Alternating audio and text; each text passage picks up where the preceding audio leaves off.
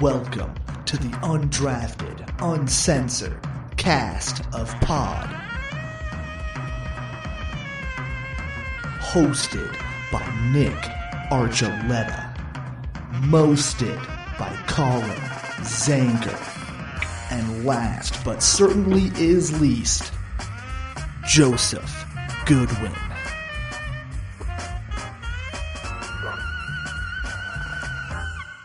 Welcome in, everyone, to the Undrafted Uncensored, where it's Labor Day. We're going to talk a lot of football, and Colin's going to mess with things with your screen, so don't get confused. No. I'm not messing with them yet. I'm going to do it after the show and figure it out. Do it during the show. It's more fun that way. Do it during the show. I've missed 2 weeks. I haven't seen you guys for 2 weeks. We got lots to talk about, a lot to go over. Well, let's start. The time for messing around is later. There's some things. My trip was phenomenal.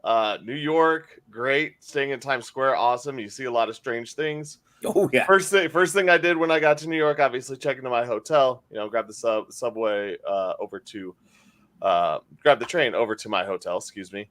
There you go. Check in, drop my stuff off, walk around Times Square, find the busiest pizza place around, get in line for an hour to get 3 slices of pie. It was an hour. Totally worth it. Then I got €1 from a street vendor. Nice. Love the food out in New York and love all Dirty the water dog that you have. No, I got €1. You didn't have a dirty water dog while you're there? No. I mean, I had. Well, and I love that.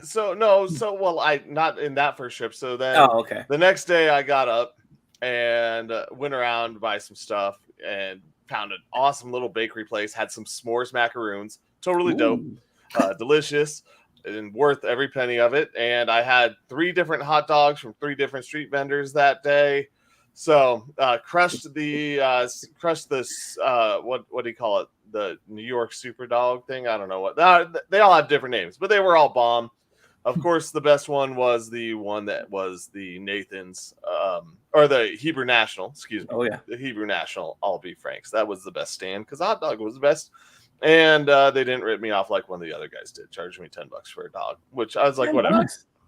Yeah. At that time, you're like, kind of whatever. I mean, I don't really care. I'm not going to sit there and argue he made the dog, and I should have asked beforehand, and I knew that from before, but I don't really care. I got to go spend time with family. Shout out to Chrisana, my cousin Chrisana, picking me up and let me hang out with Greg and their son Nolan, and we were just Carter.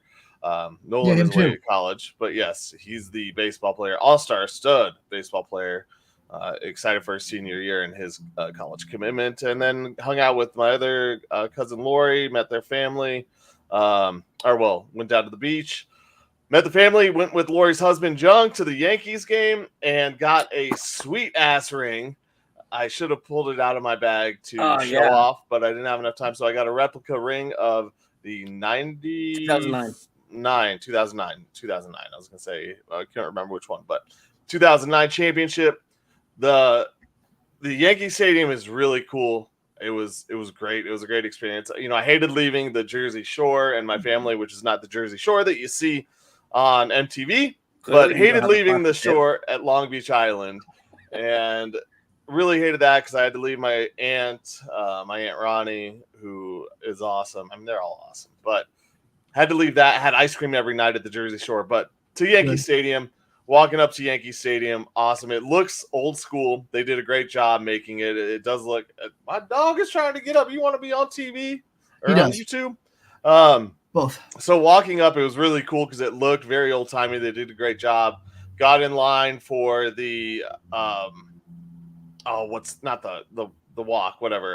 The Legends. Where all the plaques are. Monument Park. Got in line right away. Home dude thought that we were skipping in line for some reason and stopped us for no reason. And then all the other people in line were like, no, they were waiting with everyone else. You told them to go ahead. And so got an apology from the guy, which was cool. Jung knew all the stuff about the park, which was cool. So we walked around, did a bunch of stuff, had a pretty good Euro there, had a hot Polish dog at the park. But walked around, watched. At one point during the game, I gave him crap. I was like, hey, I was like, I hope we should take a picture now while the Yankees are winning because they won't be winning for long. I was like, I'm just kidding. The Rockies suck. They're into the bullpen, so it's over. And they start off the fifth inning, I think it was fifth or maybe sixth inning, and it was I can't remember who hits before. Maybe it was Soto. Then Judge, it went, So Soto hits a home run, and I turn to my cousin-in-law, Jung, my cousin's husband. So yeah, cousin-in-law. And I was like, hey, they probably go. It was like back to back, and he was like, hey, yeah. And Aaron Judge hits a bomb. I was like, oh, there he goes. And then he turns to me afterwards. He's like, back to back to back. I'm like, sure, why not? It wouldn't surprise me. And then Stanton goes back to back to back with a shot to center field. And the Yankees fans were all excited, and it was fun. Like, I got some looks with my Rockies hat, and it's like, oh, I was like, our team sucks. Like, I don't care. But the stadium is cool. They'll talk a little shit, but for the most part, Yankee fans are good people. Well, they know that the Rockies are not even competition. And yeah, it was really good group, really good fan base. Really cool. Went through the history museum there, all the history with the Yankee Stadium. I mean, there's so much in there and so much history, but it was cool to see all the different pieces of Yankee history there. I got my picture taken inside I got my own oh my goodness. I got my own not dugout. No, they didn't have baseball cards. I got my own oh man, locker. I got my own locker. Oh yeah, I did see that. So I had a locker in Yankee Stadium for about a minute and a half, and that was dope. So, I mean, amazing time, really good. And then the next day I got up real early, went out, got a bunch of New Jersey, New York bagels, East Coast bagels, which are the best. I have a few in my fridge still. I had to pack them. I was like, I'm glad I could pack some extra stuff on this trip. And and it was it's fun. I don't know if I could stay in Times Square all the time, but man, there's definitely a different energy there when you're going there that is pretty exciting. And there's so many things to do. It's one of those things that I think about when I travel a lot. There's so many things to do in New York and all these other places I've been.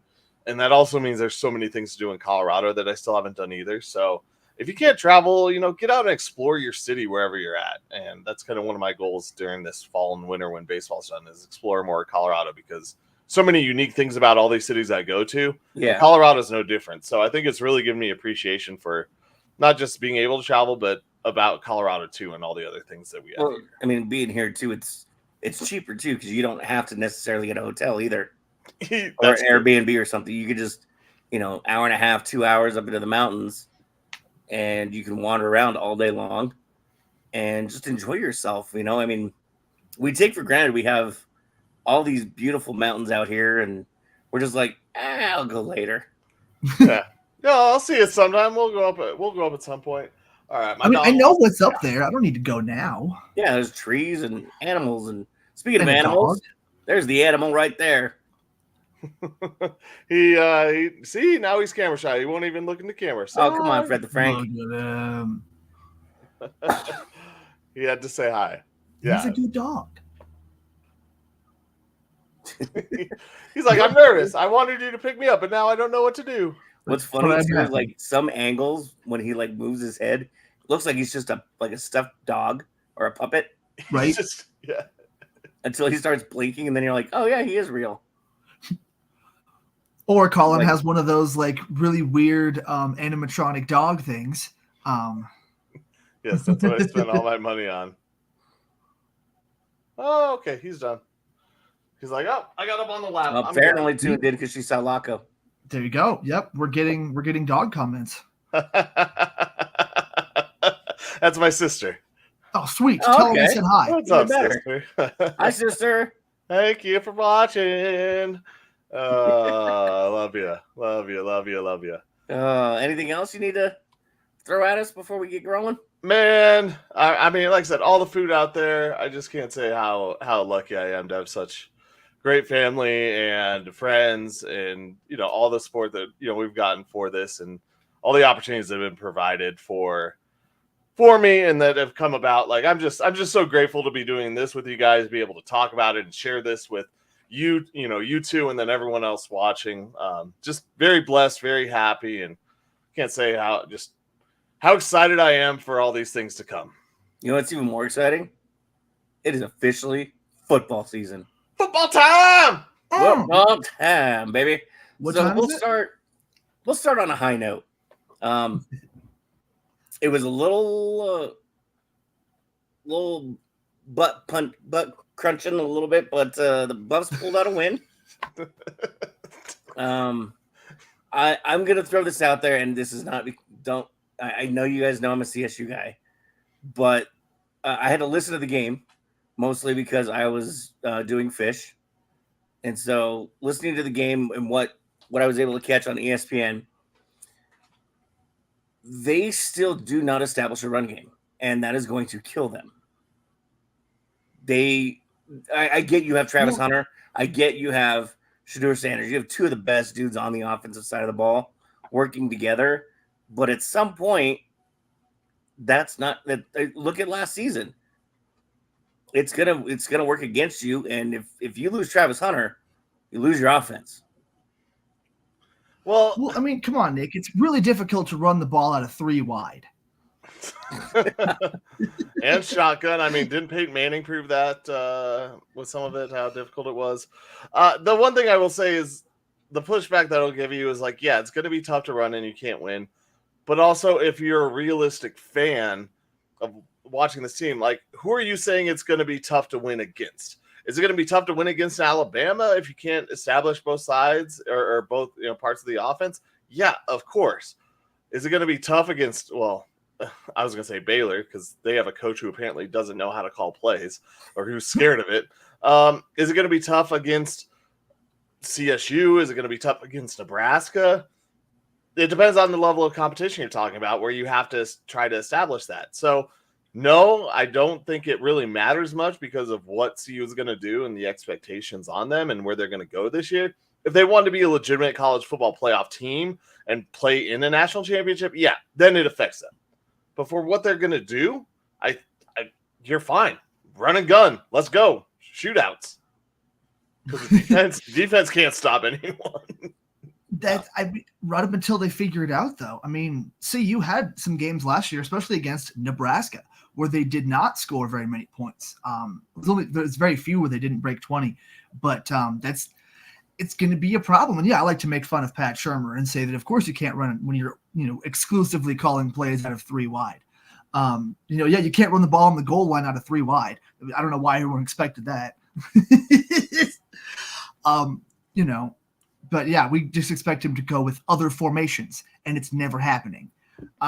There's just some kind of disconnect with that team. It just doesn't feel cohesive. Maybe it gets more cohesive as they go forward, but man, without having the context of why that big play attempt at the very end of the game when they had to run the clock out, and apparently Shedeur decided to check into a pass because he found it disrespectful that they played the run in an obvious running situation. Without knowing the context of that, I'm over here laughing my ass off, making fun of Pat Shurmur. Like, look, they practiced incompletions, and it's showing up in the games. Good work, everyone. Just good work all around. And it's on paper it seemed okay. It's gonna be rough. He's there. Well, He's kind of there. There it is. Ooh, is this one you're getting a little choppy. Yeah, the other thing I was going to say. Yeah, it's kind of hard to have running plays if your quarterback is calling out of running plays too. But yeah, you said the context about that. Joe might be frozen. You might have to restart, Joe. I don't know. We'll see. We'll figure it out. But you're on a trampoline right now. But at the end, like I said, for what CU is, who they are as a team, they're not going to worry about running the ball. Yeah, they're going to try and establish it in some of the games and do that. But the games that they're going to win or lose is not really dependent upon being able to establish a running game. Is Shedeur, is Travis, is Horn, are those guys ready to play? Because they're going to have to outscore teams, and that's really what it comes down to. And I know you mentioned the Nebraska game, Joe, from last year. It was like 17-13 or something like that. It was a little scoring, but I don't see defensive struggles a lot on the board ahead for this CU team, as far as game plans go. I don't know. Maybe I had higher expectations for them and expected them to learn from last season. Should have known better when Pat Shermer was hired as the OC, but I mean, I figured maybe a step down would make him seem a little bit smarter. Why? I don't know. Sometimes people just do better when they regress. Okay, so let's just set the preface for the show. Nick has been drinking the CU Buffs Kool-Aid. We'll see how much Kool-Aid he's been drinking for the Denver Broncos coming up. We already know he started. He probably started with a little dabble of the CU Buffs. He probably has a gallon jug of the Kool-Aid for the Denver Broncos. Oh, here we go. Here we go. Colin already starting. Well, so you can see where I established this level of Kool-Aid drinking. CSU got their asses handed to them, which they rightfully deserve the way they played. And if you want to show up for a quarter against the number 4 team in the nation, that's what's going to happen. They looked awful. There was no protection. Fowler Nicolosi was just running for his life, pretty much it felt like. And you can't carry the ball for 2 yards and expect to get a first down. That math does not math. It does not math.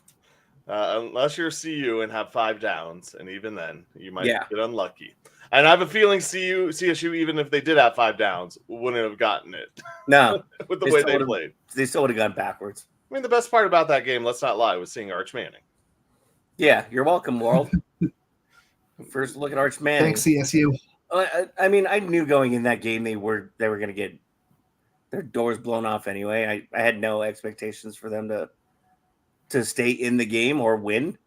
I was hoping they would at least put something on the board, or like at least in the first quarter score once or twice, so it looked like it was a football game. Well, they did put up something. They put up that stupid flag over Jay Norvell while he's calling plays. I didn't see that. I missed that one. Oh, man. Every single time he's calling a play, this fucking intern shows up with like an 8-foot flag and just goes like this and is like holding it in front of him so that the cameras and stands, the Connor Stallions of the world can't, steal his signs. God. It's like, dude, you're CSU. No one is trying to steal your plays. And the comment I had, especially not Texas. No, yeah. Well, it's for the future teams. The comment I had about it, I forget who I was talking to. One of the hosts yesterday. I was pretty tired in the morning, but it was like, how much you want to bet he stopped doing that after week 3? Yeah. It looks pretty foolish. Yeah, it's one of those. It looks like it's on 2 big poles. Looks like one of those accordion style things that you just get for the fans that you wipe out. And then like some other teams like use those for like setting not their lineup, but like their unit or whatever. Yeah. So if you have like offenses, so you don't know which team is coming out. Yeah. Or some of the players. It's going away. That makes more sense. Holding it over, dude. It's pure comedy. I want to see everyone start doing that. I want to see like high school coaches do this shit. Just have a big flag in front of them because who knows, man? Someone could be watching. Yeah. I want to see Belichick do it and like in a post game or pre-game analysis thing. It was like I said, I expected CSU to. I mean, this was clearly Texas' tune-up game. We all knew that going in when they're playing Colorado State University. I'm like, no, that's a massive L right there. Just take it now. And they took it all right. They took it. Yeah, they definitely took it. That was bad. I'm trying to find a picture of it. I can't. There's probably you're fine. Of the flags. Yeah, yes. Dude. They almost would have been better off not playing a lot of their starters for more time. Like just going with backups and stuff, because like you don't have a chance in this game. You are the tune-up game for Texas. Yeah, you're only going to demoralize your guys, because your tune-up game was UNC now this weekend. So that's the game where you really need. You could almost argue this is just like a a glorified preseason game that sadly counts on your schedule. But CSU is not going to be one of those teams going for the CFP or anything. Maybe they could build something like that up, years in the future. But like it's, they are who we thought they were. So at that point, you might as well just take the L, move on, and really, because that almost hurts Braden Fowler-Nicolosi's draft stock. Yeah. By seeing him in his primetime game in week 1 against a really good team, just not able to do anything. Like he could have, and he still could, move up and be a draft pick type guy. But right now, like, it doesn't look good for him. I mean, one thing, this weekend was really great because you know what? The Broncos this next year, when they get the high draft pick, they can take Travis Hunter. Oh, here we go. And then in 2 years, it's Arch Manning. You got a preview of 2 future Broncos. So you're just out on Bo Nix already? Of course he is. He's expecting him to win. Because he was excited about Bo Nix last we talked. No, I'm just saying. I don't. Well, I mean, we'll go into it, but I just don't think the Broncos might have 2 straight seasons of higher draft picks. That's what Colin's calling Bo Nix a bust already. That's all I'm hearing. Yeah, that's what I'm hearing too. It could be. I mean, we can get into it. You can see. Are you ready for the official almost season time real picks of the season? Let me for real this time? Touch on the Ore Diggers real quick. Oh. We do have one more football team that's important. They're ranked number 5 right now in Division 2, the AFCA. They lost some key players: Levi Johnson, John Matoka.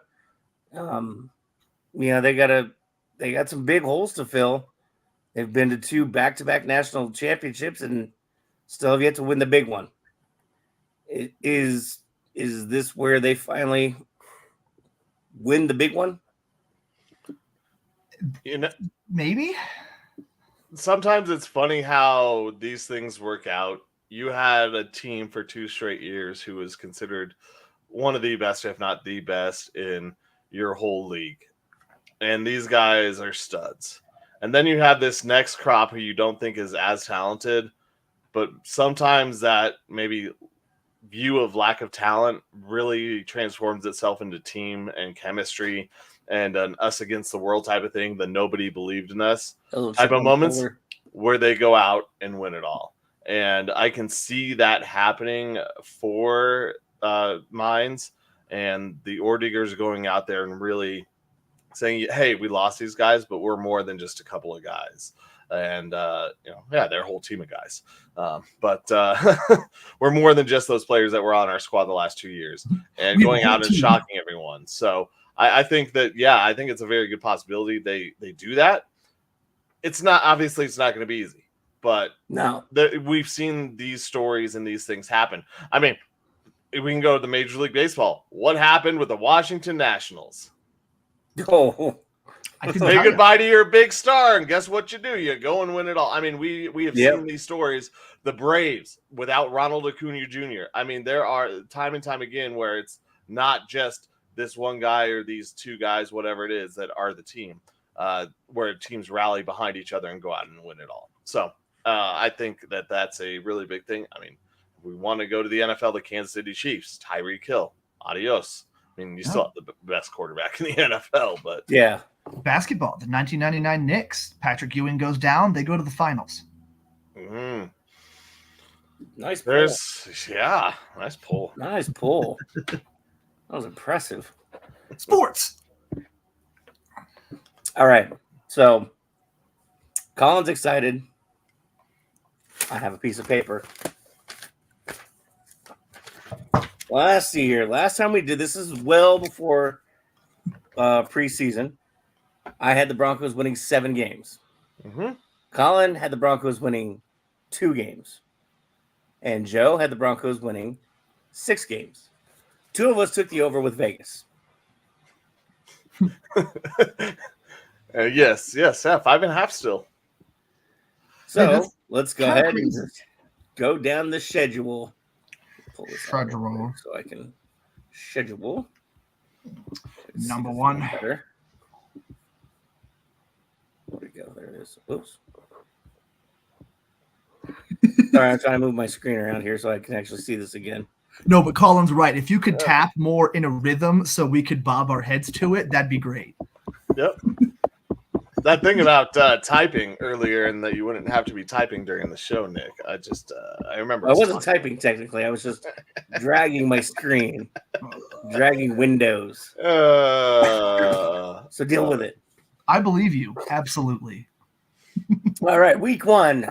Denver Broncos, Sunday, 9/8, 2:05 p.m. Open at Lumen Field against the Seattle Seahawks. Colin, win or loss? There's a part of me that has been drinking the Kool-Aid and is like, the Broncos are going to come out and win this game because I really don't think Seattle's defense is as good as it used to be. And I want to see Bo Nix get off to a hot start. And I really just don't know what is going on in Seattle on offense, because is Geno Smith the 2 years ago comeback player of the year, or is he the guy we saw last year who is just an average, kind of below average? And will Patrick Surtain mess with DK Metcalf enough to really screw him up? And you know what the conclusion I've come to is the Broncos win their opener. Oh, beating Seattle in Seattle. Here we go. Joe? You know, I think just to stick with the theme of changing your ideas, I'm kind of on the opposite now. With how everything's gone, I feel like this team still has a chance to do some more stuff, but like the loss of Tim Patrick really deprives the Broncos of a go-to third down guy that you can rely on. Courtland Sutton has too many of those drops. So unless one of those receivers just comes out of nowhere and balls out, I don't feel like the Broncos have the offensive capabilities to move the ball enough. And Seattle's defense isn't that great like it used to be, but their coach is a defensive coordinator, so he's going to lean more on that defense than anything else. But Geno has been hurt the past couple weeks. He's practiced, he's going to play, but it's dude, I feel like this is going to end up being a slog that I think the Broncos end up losing. All right. I am confident in Bo Nix, obviously. He was the one I wanted the Broncos to draft. I see what you're saying about Tim Patrick and Courtland Sutton, but you have to remember the Broncos also drafted Bo Nix's best friend, who's a wide receiver. He's not playing. Sorry. He doesn't play. Yeah, he's not even going to suit up. They're going to elevate little Jordan Humphrey. Yeah, we'll see. I'm just saying there's other ways to fill that hole, but I mean, Bo's established he's got a good ability to read coverages. He can get himself out of trouble. He doesn't take sacks unless he, is absolutely being demolished. I still trust him. I'm going to go with week 1 as a win. To the home opener, September 15th. Denver Broncos host the Pittsburgh Steelers. Joe? This is the Broncos Super Bowl. Like, Russell Wilson seems to be in line to start this game. This is the one I've had circled all year. Like, this is the one. This is the W. The Broncos got to come out and do this. This is going to be, this is one of the most meaningful games I feel like this year. Is this, and then breaking the Raiders win streak. Colin? See, this is also Russell Wilson's Super Bowl too. And I worry because Tomlin, as he is such a player's coach, and he will have those guys out there and ready and get them fired up to go play against the Broncos. And as weird and as bad as Pittsburgh's offense might be, they still have 2 pretty damn good running backs. They have no wide receivers, but that doesn't matter because the Broncos have no one to stop the run. And their defense, as long as Watt stays healthy through week 1 into week 2, Broncos lose this game. This one I was on the fence with because for the same reason. This is everybody's Super Bowl right here. And the Broncos are going to come out. They're going to be hyped. It's the home opener. It's going to be loud. It's going to be way different than they played against Arizona. Russ may be the quarterback still at that point. We don't know if Russ is out in week 1 and they just don't want to deal with his antics. Either way, they have to deal with his antics. And I think his antics irritate the Steelers enough that the Broncos slide by with a victory by like 2 points. Oh, so Will Lutz field goal that he doesn't miss at the end of the game. Yeah. Better not. That's that. Hey, yeah, put your money on that one. It won't be at the end of the game. It'll be like in the third quarter. Oh, yeah, because there's no scoring in the fourth quarter. My sister also votes for Seattle beating the Broncos. So now we have an in-family feud. Uh-oh. I believe in Bo Nixon. You don't. Week 3, the Tampa Bay Buccaneers. The Broncos head to Raymond James Stadium. Colin? Yeah, it's a big fat L. 11 a.m. East Coast. Never good for the Broncos. Rarely good for the Broncos. Yeah. Is this this is not a year to the day, but it's pretty close to the 70 burger that the Dolphins put on them. So, and that team also plays in Florida. Yep. So it is the first of back-to-back East Coast games, and very young team. I don't like their chances. So yeah, no, loss. Joe? Yeah, I think I'm with Colin there. That it just feels like Tampa has more going on. They're an older team too, so they may end up kind of faltering later in the season. But for now, I think, and they have enough good receivers too that they can just, hopefully not show this is like the way to do it, but they could probably pick on Riley Moss and get a bunch of touchdowns to Chris Godwin.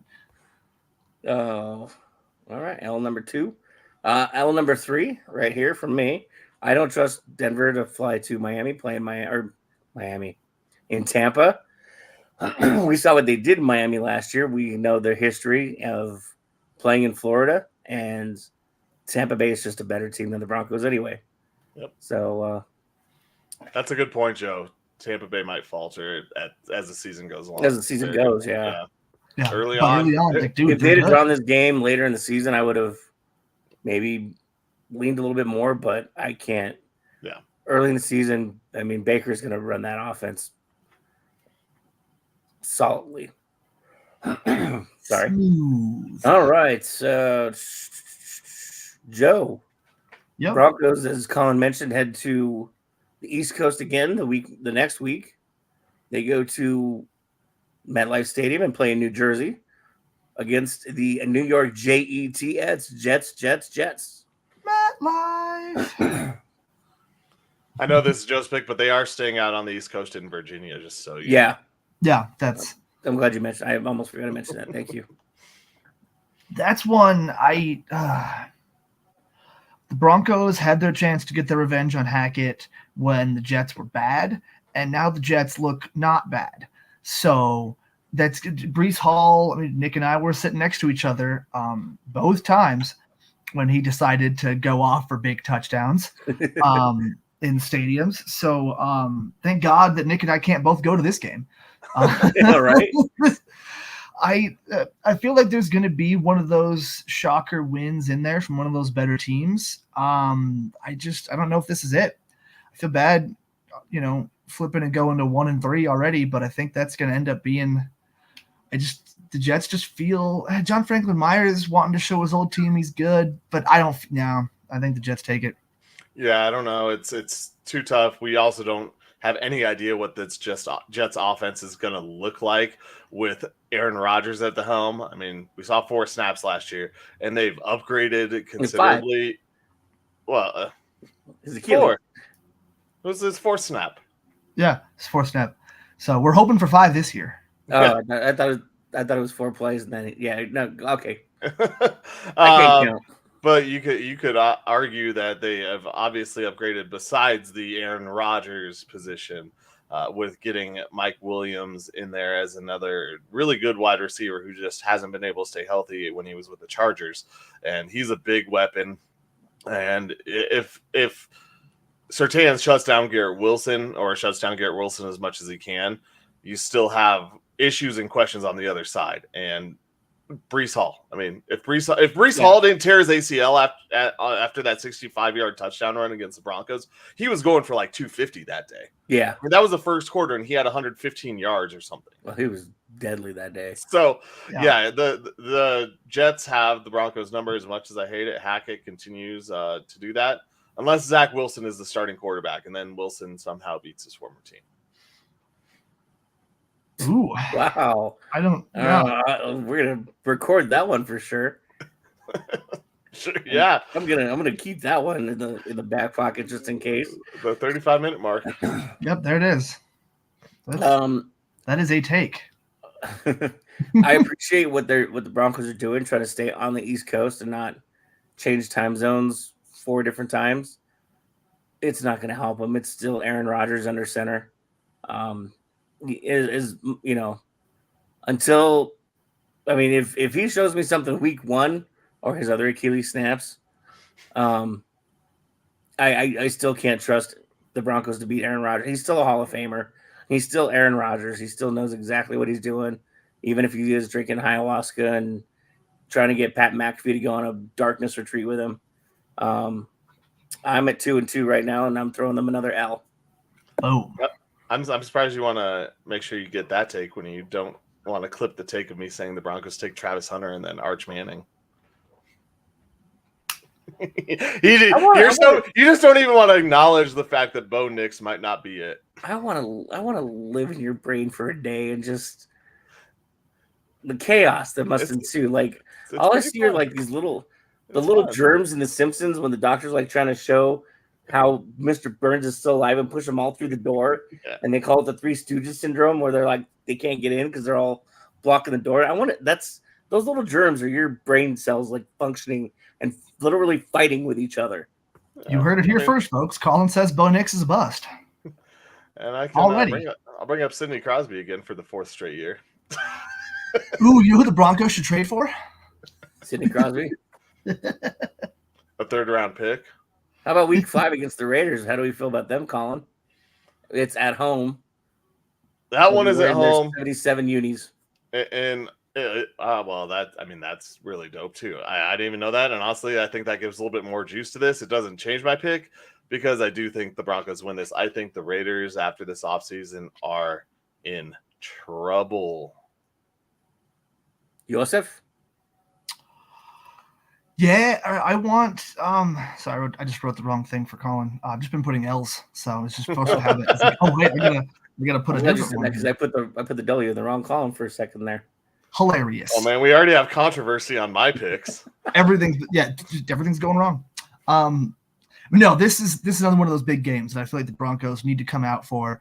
If they're playing the 77 uniforms, like whoo, those things are fucking sweet. That's got to be a dub. That's too cool. That's too much fun.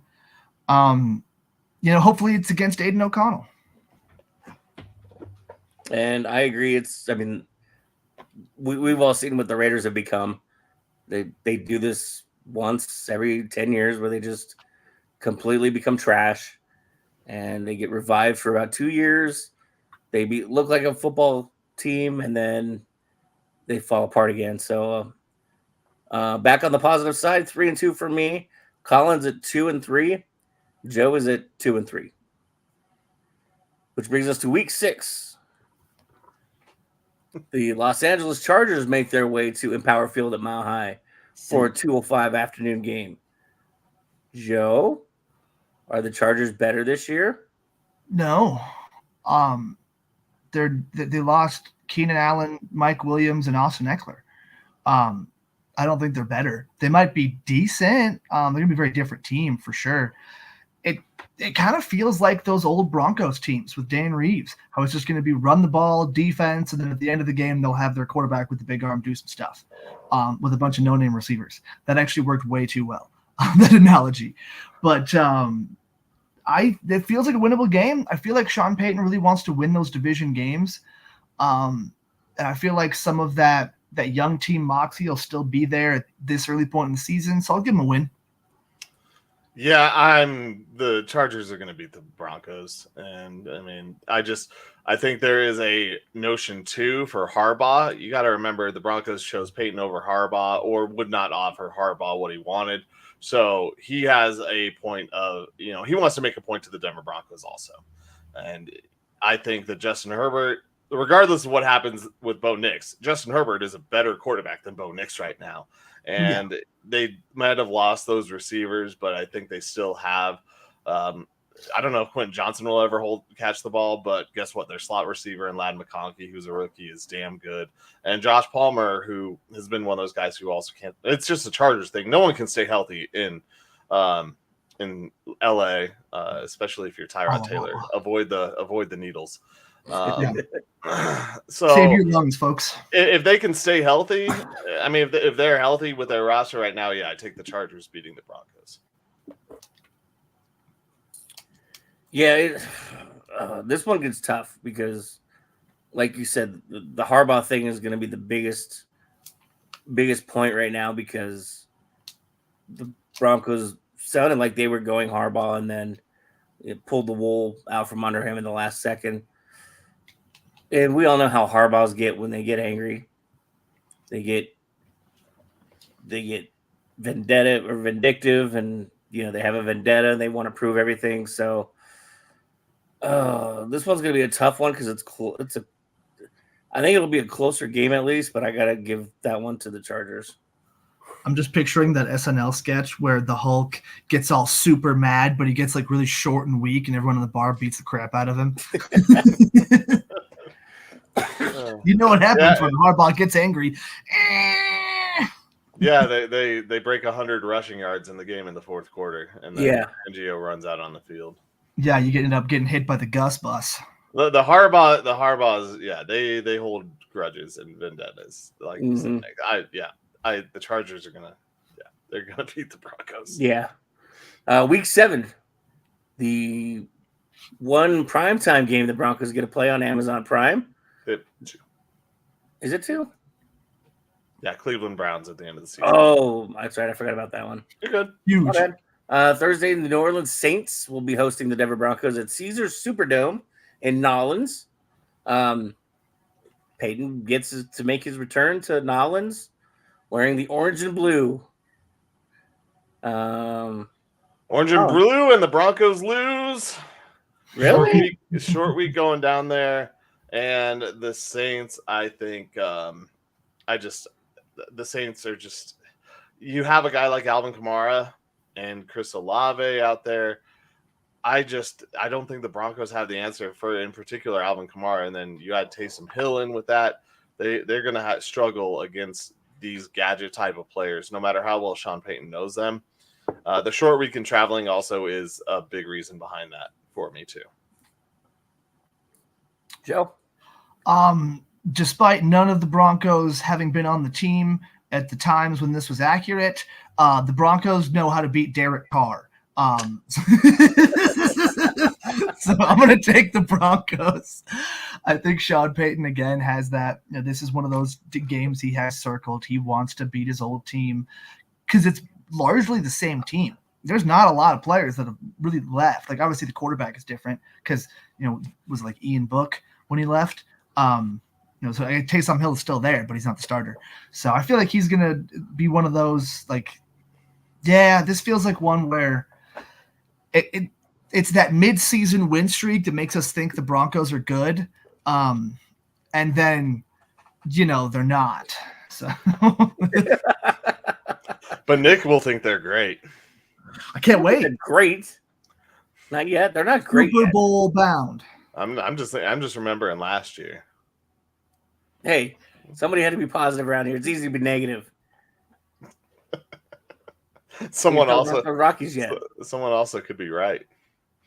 You're right, Nick. It's hard to be right. It is. It's so hard to be right all the time. I don't know.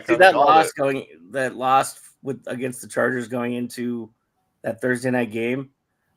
I'm already assuming Peyton's looking past the Chargers to the Saints. It's very true because he wants this one so bad that I can understand the Broncos losing week 6 to sacrifice for a win for Week 7 in New Orleans to show those fans that he still got it. Still got it. I know he's going to give the cliche. I'm looking 1 week at a time. Bullshit. We all know you want that game. You can't say you don't. That's a good point. I could see that happening.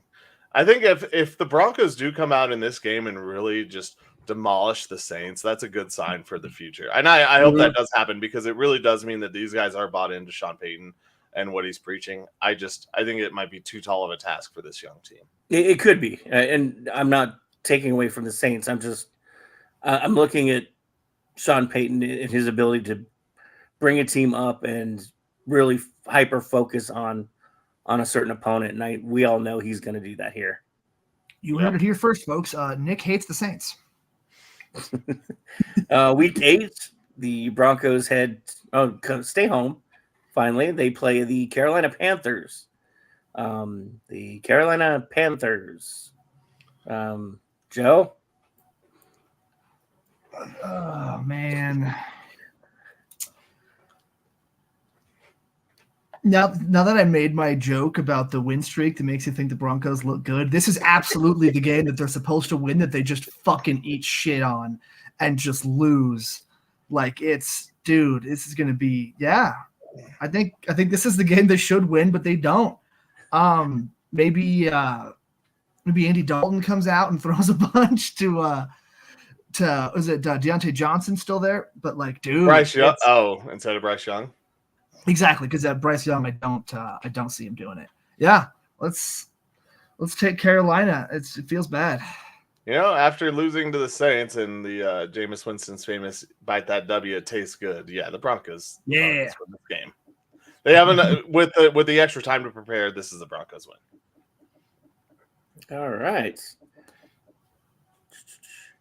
I had a joke, but I was making fun of Colin in my head with the bite the W. And I forgot what it was now. It was about Joe. Anyway, it's Carolina. They're miserable right now. That's a dub for the Broncos, which moves us to Week 9, where this schedule becomes just painful. And we'll start with the Broncos traveling to Baltimore, M&T Bank Stadium, where they will be hosted by the Baltimore Ravens and the future NFL MVP Lamar Jackson. Are we all going to go the same way? That's possible. Yeah, I'm pretty sure. I think the Broncos are kind of an underdog. No, I'm kidding. Yeah, it's we're all going the same way. Yeah. Which takes us to the next week, where they travel a little bit less east to Geha Field at Arrowhead Stadium. And they will play the Kansas City Chiefs at 11 a.m. 11 a.m. against the Chiefs. Somebody once told me this world is going to roll me. And we're looking kind of dumb with our finger and our thumb in the shape of an L on our foreheads. Yeah, we're all. We don't have many all-stars. Nope, they won't get their game on. They won't go play. And the years start coming, and they don't stop coming, and they don't stop coming, and they don't stop coming, and they don't stop coming, and they don't stop coming. Moves us to Week 11. The Broncos will stay home to host the Atlanta Falcons at 2:05 at a Power Field on Fox. And Week 11, Colin? Yeah, the Falcons are going to beat the Broncos. I mean, this could be one of those where the Falcons don't play up to the Broncos and they could sneak out the victory, but the Falcons are just way better. If Kirk Cousins plays like I assume he'll play, he is. While we're watching Kirk Cousins and the Atlanta Falcons beat the Broncos, that's about where I think Bo Nix's ceiling is Kirk Cousins. Wow. Oh, you like that, Nick? It stings a little. I'm going to let that go. I'm going to let that roll down my back. Move on to Joe. This is one of those toss-up games, I feel like, because Atlanta's been one of those teams that's been underachieving with a bunch of talent for years. And we don't know that they're going to all of a sudden start achieving with all of this talent. They have a new coach, so they're not going to be wasting Bijan Robinson anymore, it seems like. But I don't know, man. They've got – their defense is a question mark too, because it's been good, but this literally could go anywhere.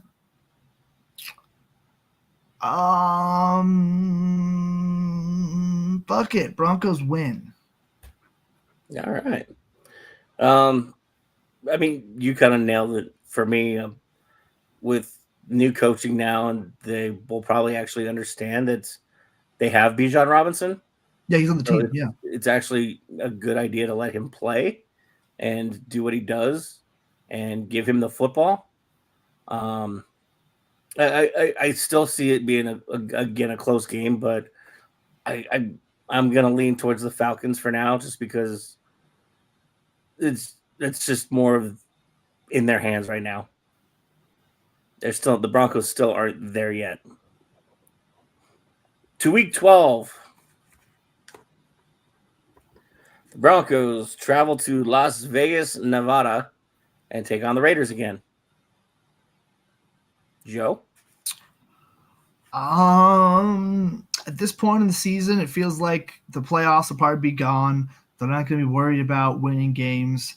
Losing to the Raiders is kind of like a win to an extent, because you get to pick ahead of them potentially, because they're also going to be bad. So, and I don't know. I don't feel like the Broncos are going to sweep any division rivals this year. So I'll take the L. Yeah, and then a little bit of foreshadowing for me. The Broncos' last opportunity to get a victory on the season is here against the Raiders, and I don't think they take advantage. Joe has a very good point that they are playing for the future, and I think you also see that the trade deadline has passed and they don't have Cortland Sutton anymore, or a combination of some other players. Maybe Javonte Williams is no longer Bronco. Also, because a team loses their running back, which is bound to happen, and they trade him away. So I think this Broncos team at this point too, which is something that we haven't really covered, but it looks much different in this game. And you're right, they're playing for next year. And Travis Hunter. Yeah. Raiders are too beat down at this point. The Broncos will definitely take advantage of it because it's the Raiders. I'm going to give them the dub. Week 13. I'm going to give them the dub. Primetime game, ESPN, Monday Night Football. The Denver Broncos host the Cleveland Browns. Colin?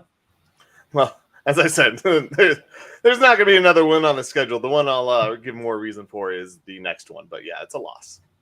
Joe? Yeah, I don't even think they could beat the Browns' backup quarterback. So it just – and honestly, at this point, maybe Chubb is back. Like, this does not look winnable. This looks like a slog. I forgot one thing with that Broncos-Raiders game, too. Another reason why it's a loss. Yes. Real quick, but it's important to mention. Yeah, that's their third game in 14 days and third game in 2 weeks. Yeah. Ooh. So that's a good point. I didn't think about that. So nice piece there. Week 14 is a bye. I'm throwing the Broncos an L. Bye. Yeah. I mean, I might be dumb, but I'm not stupid. Bye. Week 14 is a bye. Week 15, the Broncos will host the Indianapolis Colts at home at 2:25. Coming off of the bye week, Colin. It's a loss. If Anthony Richardson is healthy, it's a loss. I'm assuming he stays healthier this season. Jonathan Taylor's back for them. The Broncos struggle against running quarterbacks. They always have. And I'm not saying Anthony Richardson is a great quarterback, but I do think he will beat the Broncos. Joe?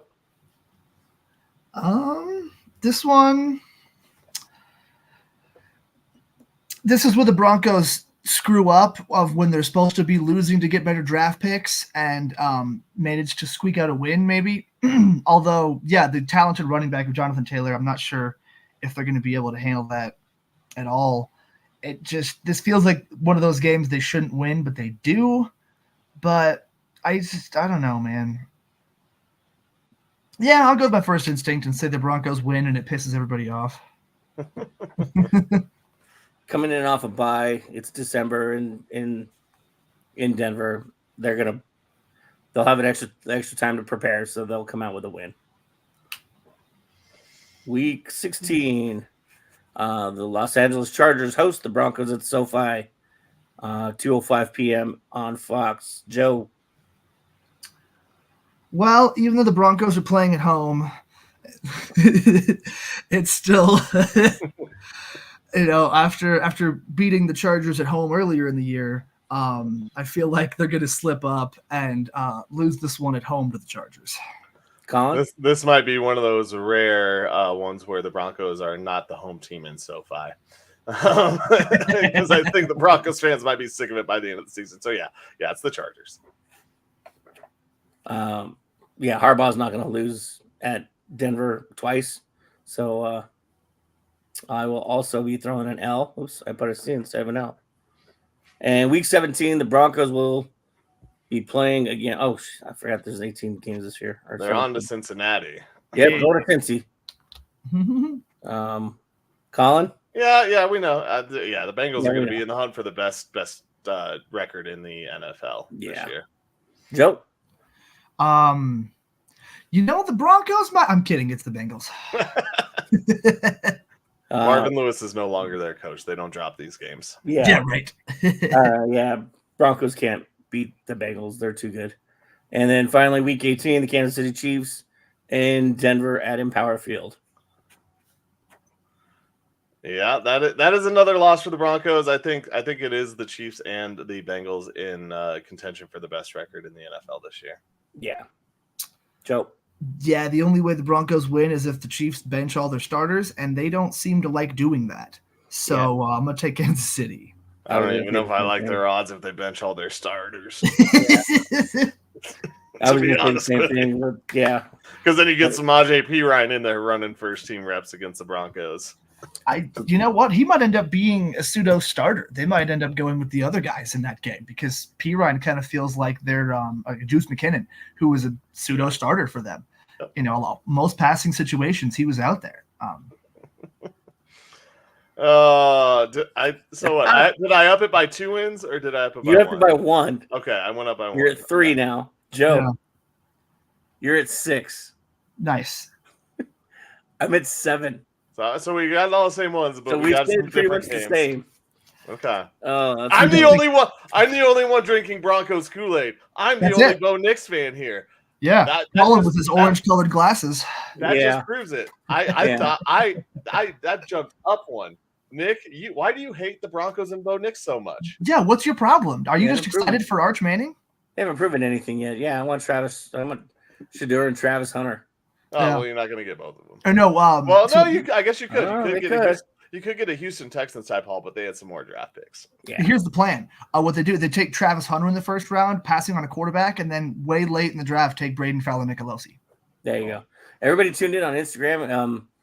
If you're tuned in over there, jump over to YouTube or Facebook. We are going to lose our stream because we only have an hour, and we're going to do the victory formation now. So if you want to learn how to bet, Colin's favorite part, jump over real quick because we're going to have to end the stream on Instagram. This is the victory formation. All right, boys, here we go. Best play in football. 6 right tight diamond victory on 1. Break. Okay, 3, 2, 1, let's jam. The Pick'em segment, proving that Colin Zanker is the most humble man in the history of time. At least. Featuring Nick Archuleta, wishing he was somewhere else. And Joe Goodwin, just kind of winging it.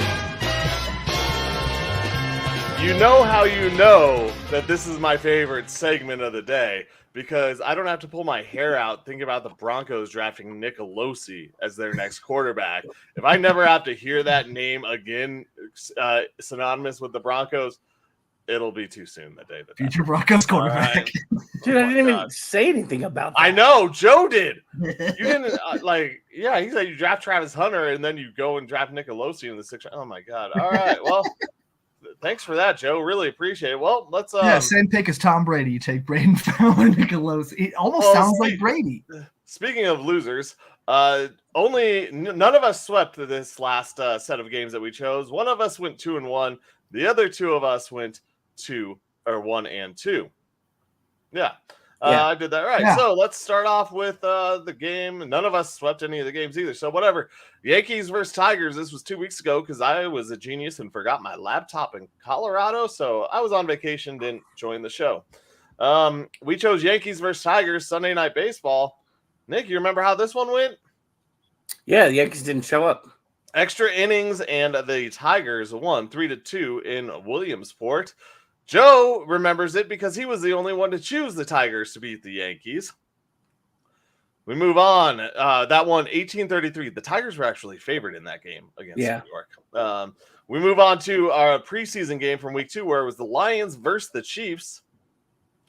Well, the Lions were the big underdog at plus 260. Y'all were drinking the Patrick Mahomes preseason Kool-Aid. That would be Joe and Nick. So you both lost that game, meaning I was the only one to choose the Lions, winning $36. And then we moved on to the WNBA, where the Seattle Storm, they caught a fever and they lost to Indiana. And Joe, you were the only one to choose the Seattle Storm. So Nick and I got that both right, winning 23-60, meaning I went 2-1. Nick and Joe were 1-2. I won 49-60 this week. Nick stayed above being under this week at $3.60. And Joe, you only lost $1.67 thanks to extra innings in Williamsport. Nick, you stay over the $600 mark, 608.17. Joe, second place, 498.01. And watch out with my $49. I'm in third, but only $20 behind you at 476.81.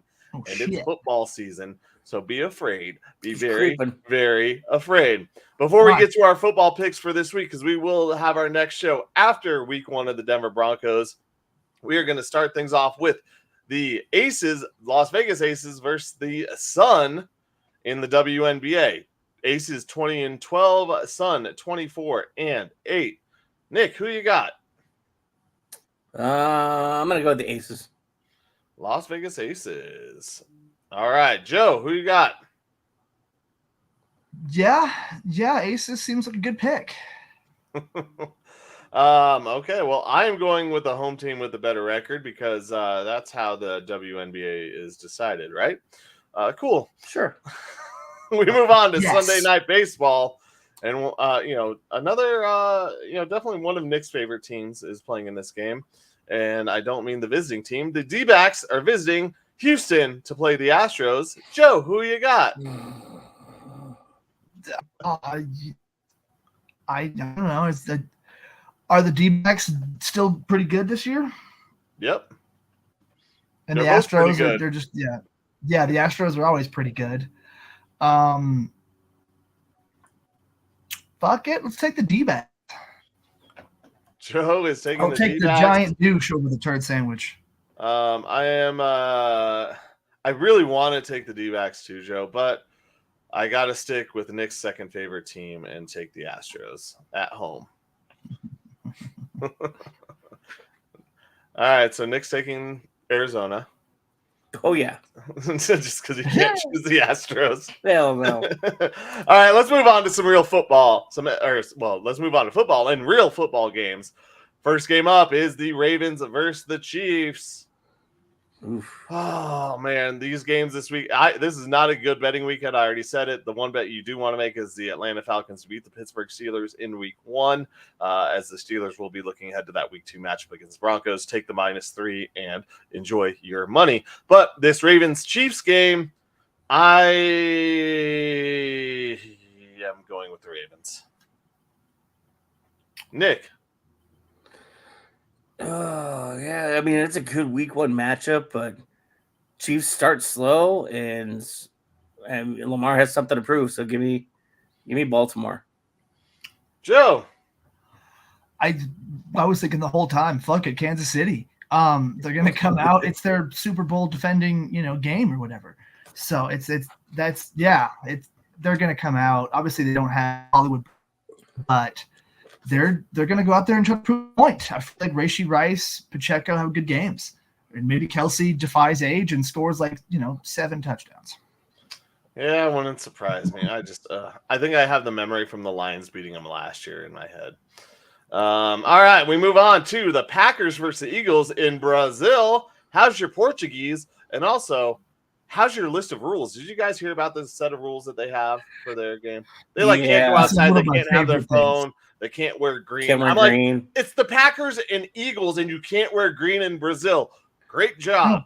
Just But we don't care amazing. about political upheaval and anything else that's going on and idiotic decisions by the NFL. We're just here Yeah, to who pick scheduled this game? Like, how did you not pick team? Like, both teams' predominant color. Like, you could maybe argue, it's Packers Eagles, right? Yeah, you could maybe argue the Packers' predominant color is yellow, but like, no, I don't think it is. Like, it's one of the stupidest decisions. I've never I'm seen from a yellow. Green I've Bay. never seen a yellow Packers jersey.